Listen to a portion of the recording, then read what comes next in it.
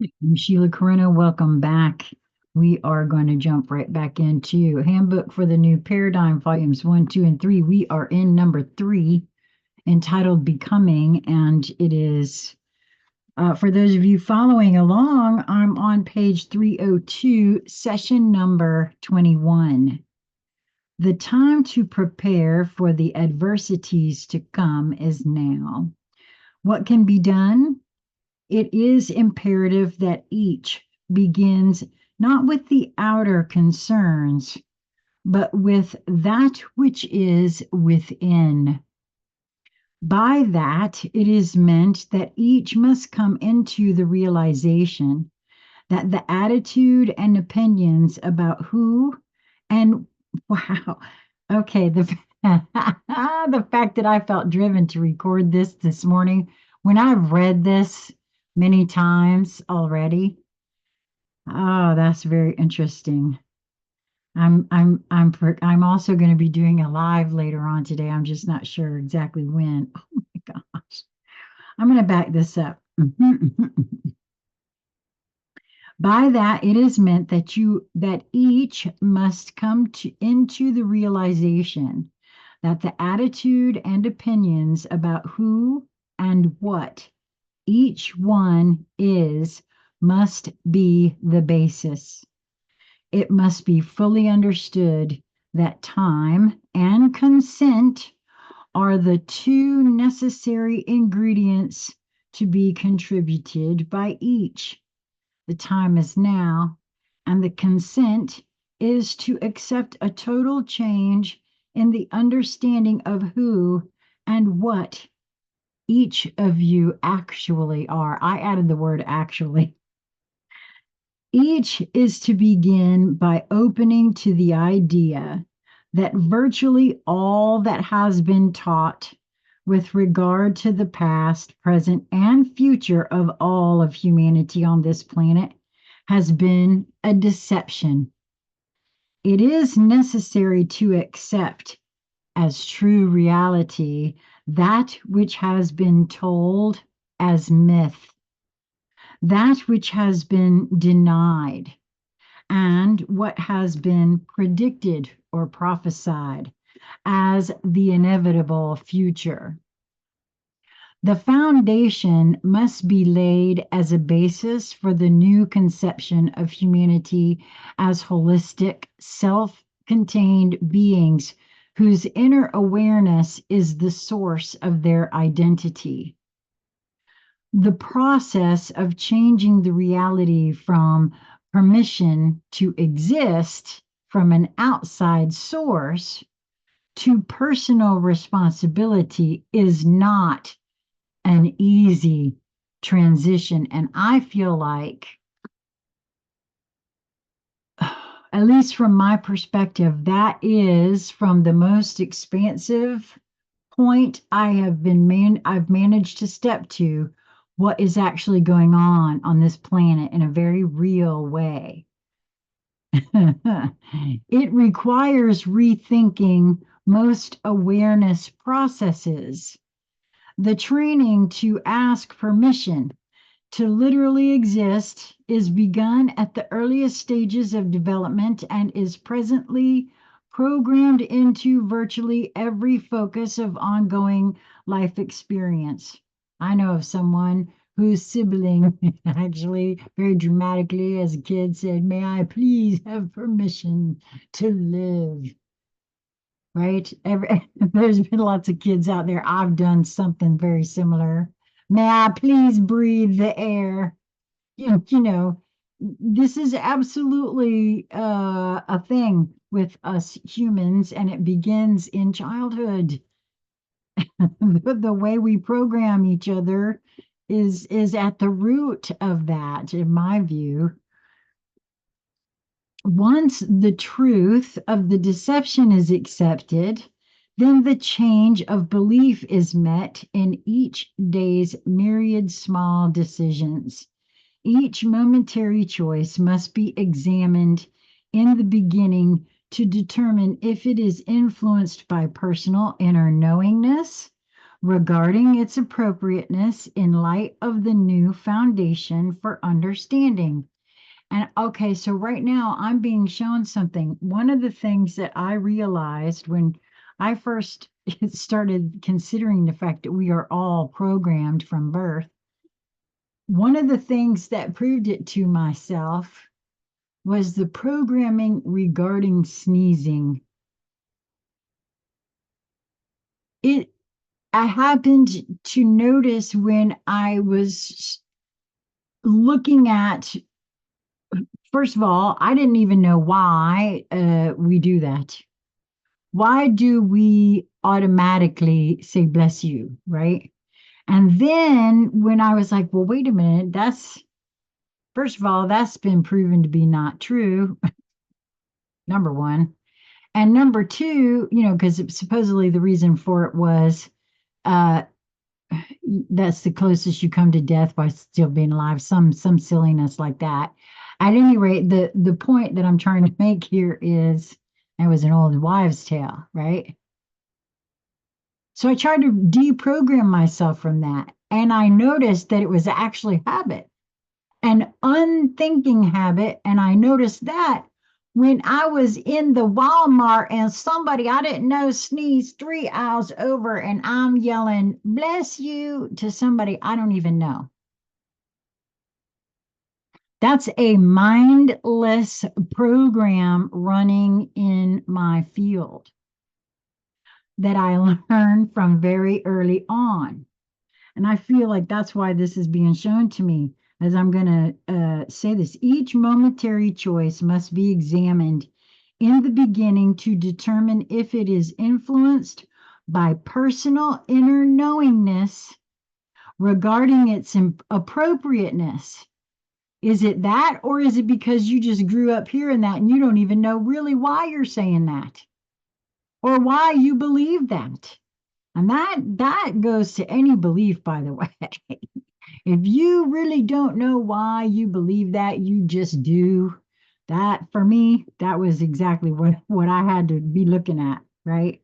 So you have to be able to determine if it is influenced by personal inner knowingness regarding its appropriateness in light of the new foundation for understanding.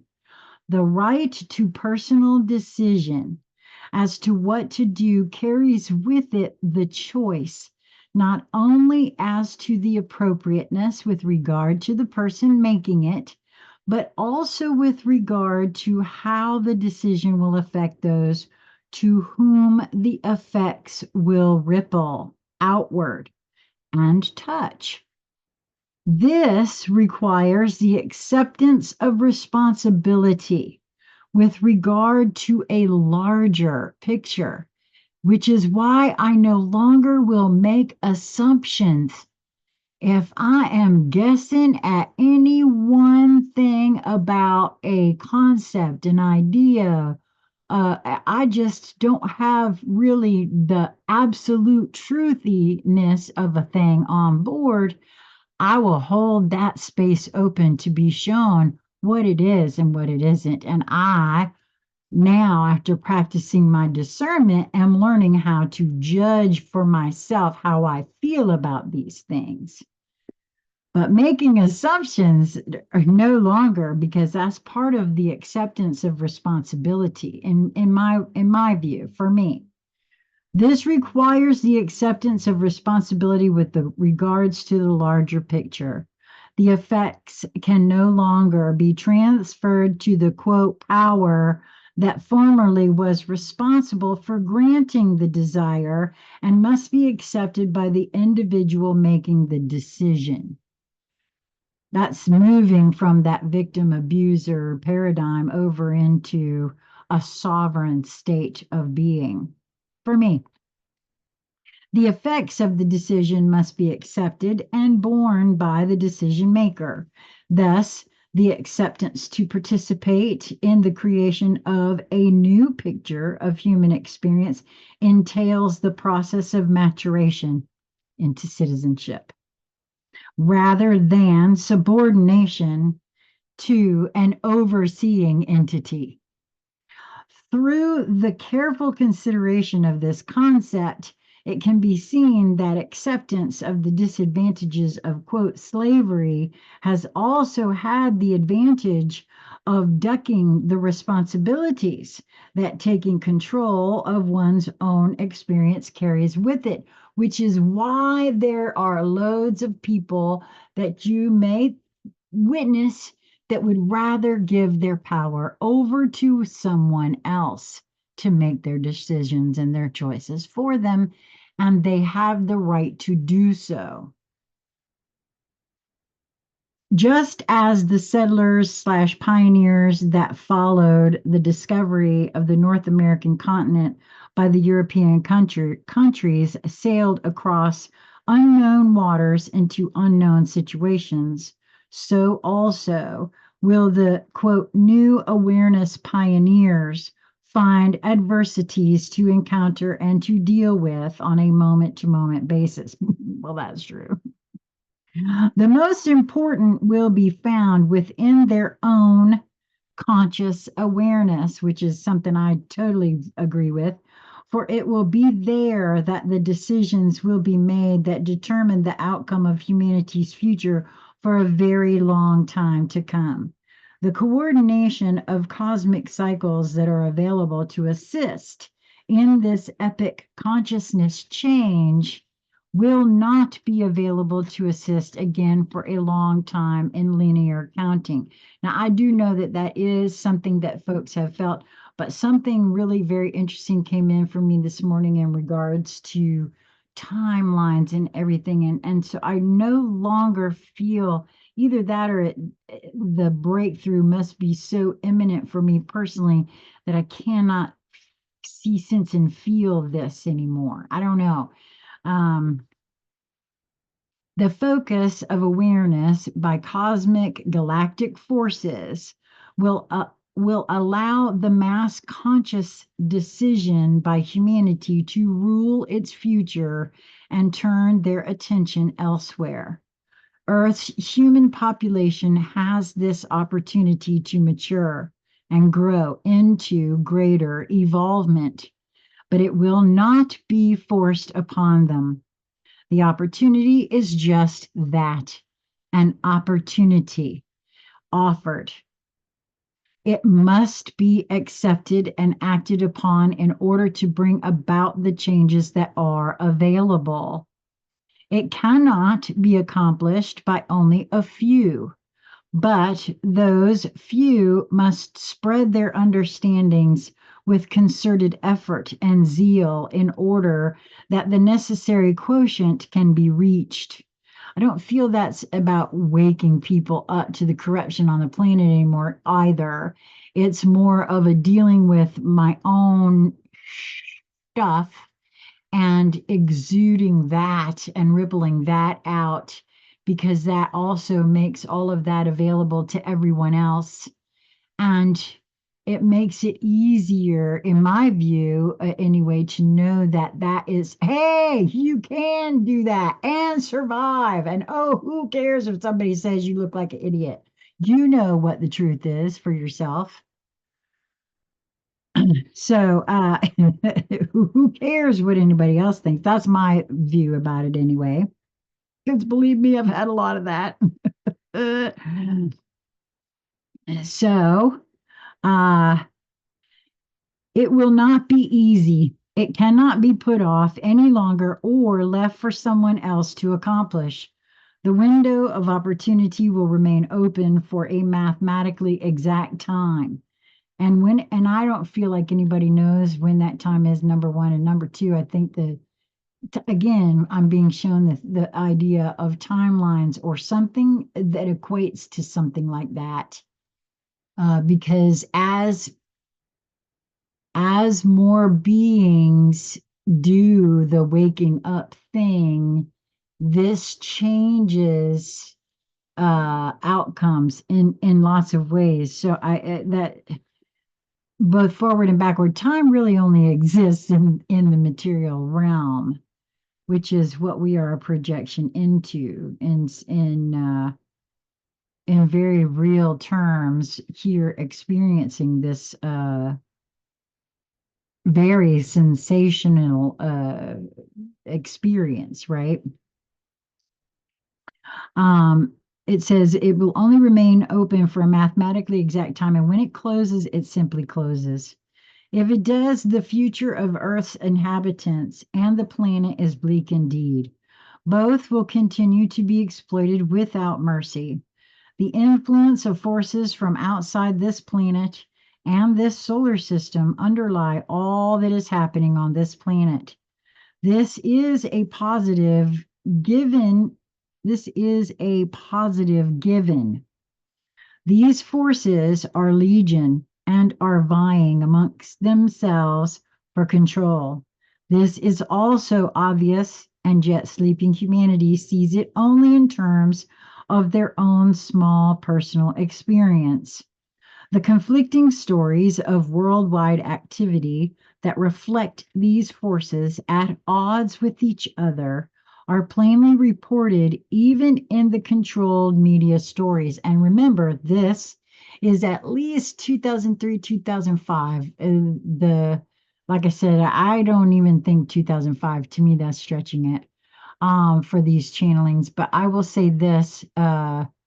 The minute I saw Tucker Carlson and the folks he's interviewing saying things about this being a spiritual battle, I knew that the disclosure is already started in a very real way. To my feeling. It's a controlled thing at this point, it feels to me. But even if it's being done by source, which I suspect is highly driving most of it, it's much larger than we suspect. I think, at any rate, I actually had a conversation with someone this morning about that. This goes undetected because the larger picture is obscured by deception from the awareness of the most educated and supposedly the most informed. The lack of the ability to put all of the puzzle pieces together into a coherent and logical picture leaves confusion as the only available conclusion to all but a few. It's really very easy to see things and spin them in a particular sort of way, in my view, is why developing one's own discernment and intuition is so key. The necessity to continue to enlarge the picture beyond what even the most informed and analytical minds have done holds the truth beyond understanding. The picture is very, very large indeed. As has been said, truth is stranger than fiction. Even the most imaginative science fiction writers have not grasped the reality of what is the true picture. And me personally, I feel like there are a lot of writers out there who are picking up the energetic vibes of things. A lot of people say, oh, that's just imagination. That information comes from the ether. Prince actually said that once about songwriting, and I feel like that is the case. And things are, the impetus for things comes from places we don't. I mean, that's an assumption that it's just the imagination. That's also where rockets came from, and cars, and computers, and all kinds of other stuff, right? It came from imagination. It is important that this large picture become known, and it can only become known when Earth's people, one by one, accept the truth of victim consciousness being the first of the foundation that must be torn out and replaced.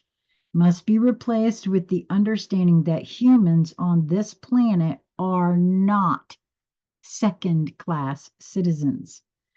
Claiming the ownership and governing of their planet is their rightful inheritance. It is their duty and their responsibility. I really do see this whole populist, a lot of people talk about, they throw terms around. the whole populist movement on the planet itself as part and parcel about this sort of energetic. The planet rightfully belongs to its citizens, not to those of another planet or solar system. And I'm adding the words who want to come in and tell you what to think and how you ought to live, which is exactly what's been going on the planet. Back to the book. In order to control their own planet, another planet, or solar system, wait a minute. No, in order to control their own planet, Earth's citizens must control their own attitude and thoughts about themselves. They must know themselves to be worthy of self decision without permission from other beings or imaginary gods or God. This requires courage and the ability to respond to challenges. It is in the blood, the mind, and the heart to do this if the programming and the attacks on the health of the physical, emotional, and spiritual aspects of human existence can be transcended before these do further damage. Now, I've said many times about myself that I'm hoping that this body can survive this transformation that the planet is moving through, this evolution that is happening as we sleep sometimes, but sometimes right out in the middle of the whole day, right? Um, because I really feel like that's a very real statement here. The results, back to the book, the results of the decisions to be made by the readers of these messages are critical, not only for those doing the reading, but for the future generations of humanity on this planet for a long time to come.